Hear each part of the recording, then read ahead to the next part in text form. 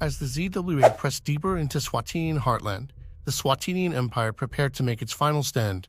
With 2 million troops and 30,000 tanks, the regime concentrated most of its forces at the western cities of Mephis, Ashanis, and Erebanis, each a vital artery in Swatinia's military and economic lifeblood. But the ZWA, bolstered by their victories in the east, now commanded the momentum of the war. Ashanis, an economic powerhouse and key logistical hub, was the first to fall. General Maradas led a swift and decisive encirclement, cutting off all reinforcements. The city's defenders, overwhelmed by the precision and ferocity of the ZWA, surrendered after days of intense fighting. With Ashanis captured, the ZWA secured a critical foothold and crippled Swatini's ability to sustain its western war effort. Simultaneously, a contingent of ZWA forces launched a daring assault on Vantavon Island, a critical Swatinian stronghold just off the southern coast. Vantavon served as a manufacturing hub for weapons and ammunition, and its capture was essential to cutting Swatinia's supply lines.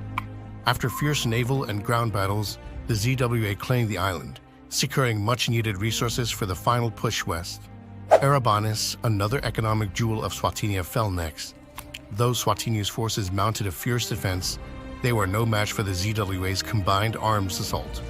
The capture of Erebanis further cemented the ZWA's dominance in the west, leaving only 2 cities of significance: Mephis, the most populated city in Mephiso, and Boli, the capital of the Swatinian Empire.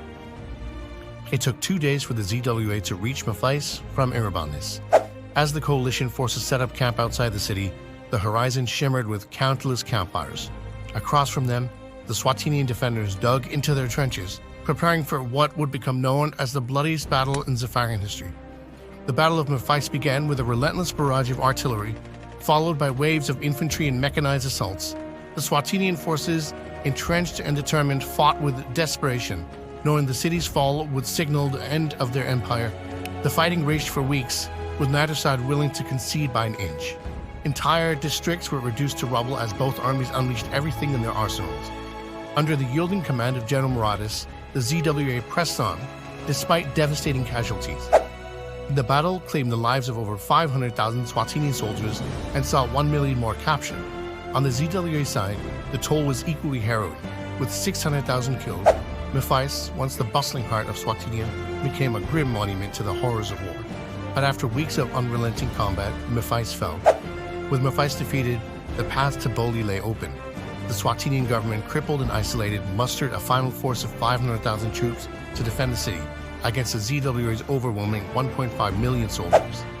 Knowing their defeat was inevitable, Swatinian leaders and civilians retreated into underground bunkers as the ZWA began their assault. As the Battle of Boli was raging around the bunkers of the Swatinian leaders, they knew it was time.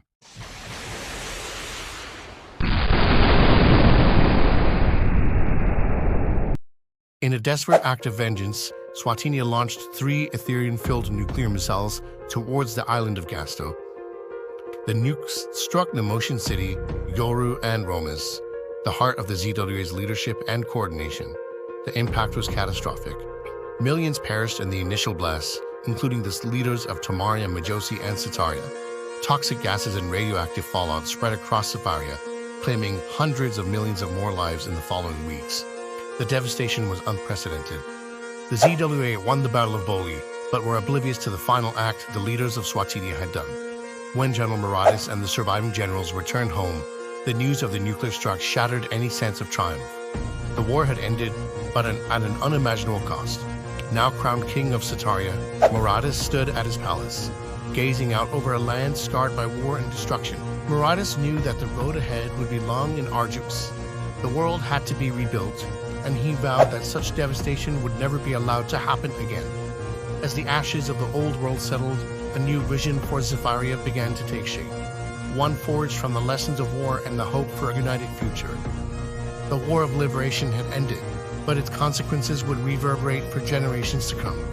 In the aftermath of devastation, Zafaria stood at a crossroads, poised to rebuild from the ashes and chart a new course for its future.